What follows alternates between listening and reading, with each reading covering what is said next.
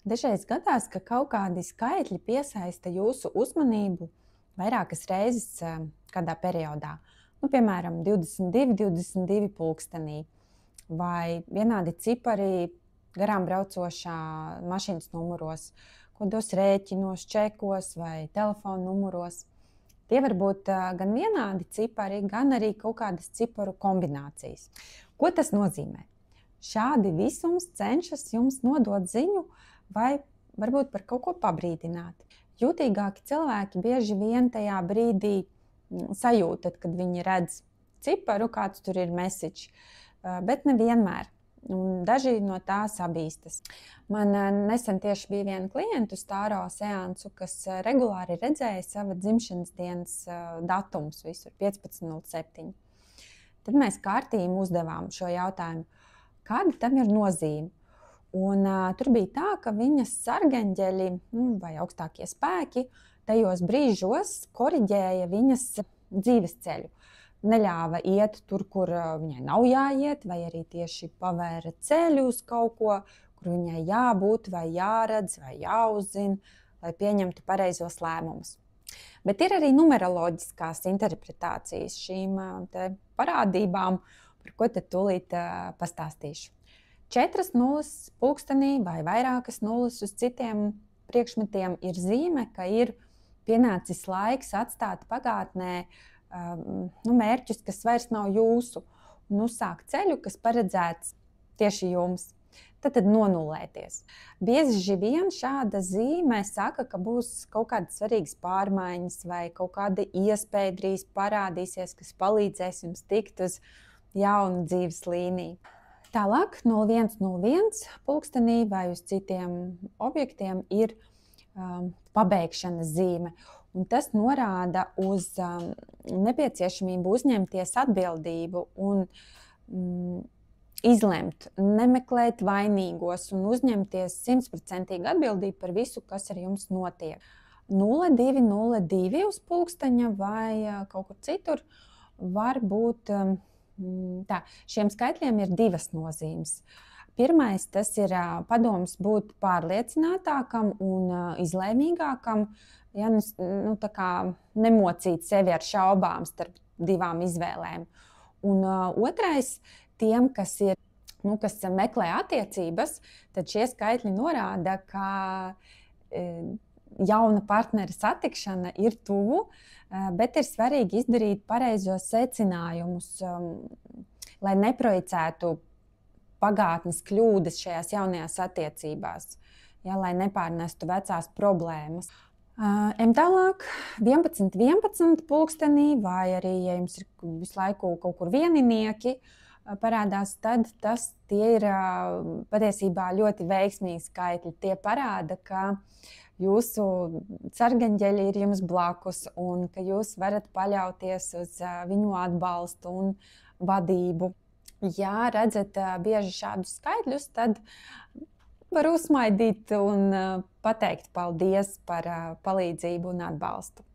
Šī zīme parāda, ka jūs ejat pareizajā virzienā. 13.13 uz pulkstens vai citiem objektiem, tie skaidri parāda, ka jums ir nepieciešama kaut kāda sazemēšanās. Varbūt esat pārstājis rūpēties par vienkāršiem zemes procesiem, ka jums vairāk jāparūpējas par sevi, par māju, par ģimeni, tādā vienkāršā fiziskā līmenī. Un arī šī zīme var norādīt, ka kaut kādā veidā jūs pārkāpjat likumu, vai juridiskos vai garīgos. Tālāk 22.22 vai vairāki divnieki kaut kur, ja figurē, tad tas saka, ka jums ir jāatrod līdzsvars starp došanu un ņemšanu. Kaut kur varbūt ir kaut kāds disbalans, piemēram, attiecībās jūs tikai dodat un ieguldaties, un partneris neko baigi nedod pretī, jūs nesaņemat. Vai varbūt vajag pārskatīt algas nosacījumus. Tā var būt arī zīme, kas saka, lai uzticās vairāk intuīcijai.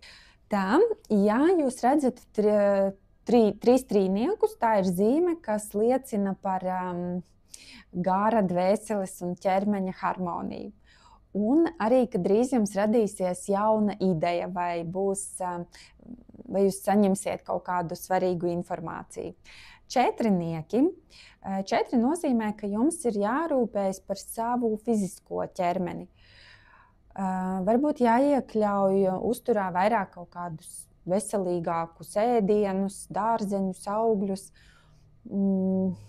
Jāpiedomā pie atpūtas un pietiekama miega.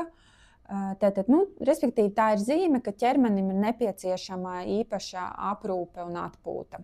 Četrinieki var arī brīdināt, ka jums ir nepieciešama aizsardzība. Paskatieties savā apkārtnē, esiet uzmanīgi, jo kāds var tikai izlikties par draugu vai pat vēlēt kaut ko sliktu. Tā. Vairāki piecinieki, tas nozīmē, ka jūs sagaida izmaiņas. Tomēr šīs izmaiņas varētu nenotikt tieši tā, kā jūs varētu iedomāties, kā būs. Bet ir svarīgi uzticēties pasaulē un ticēt, ka visas pārmaiņas ir uz labu. Galu galā viss būs tā, kā ir vislabākais priekš jums. Vairāki sešinieki simbolizē, ka jūs iespējams esat pārāk aizrāvušies ar tādām materiālajām lietām, ar merkantiliem priekiem. Jums vajadzētu padomāt par līdzsvaru starp materiālo un garīgo sfēru. Un bieži sešinieki dod mums zīmi, ka mēs varam pat atrasties uz kaut kādas tādas tā kā bīstamas robežas starp labo un ļauno. Un ir jāpadomā par to, ko mēs darām un kur šis ceļš mūs novedīs. 7 ir garīgs skaitlis, tam ir ļoti spēcīga enerģija. Tas saka, brīnumi notiek, veiksme ir ceļā. Bet jāatcerās, ka cilvēks saņem ļoti bieži to, kam tic. Tāpēc ticat, ka jūsu vēlmes var piepildīties. Un tad tas piepildīsies, ja tas nāks par labu. 8 ir pārpilnības un rezultātu skaitlis. Tas nozīmē, ka jūs varat saņemt palīdzību, ja pajautāsiet visumam. Un pēdējais 9. Šis skaitlis ir kaut kā pabeigšana.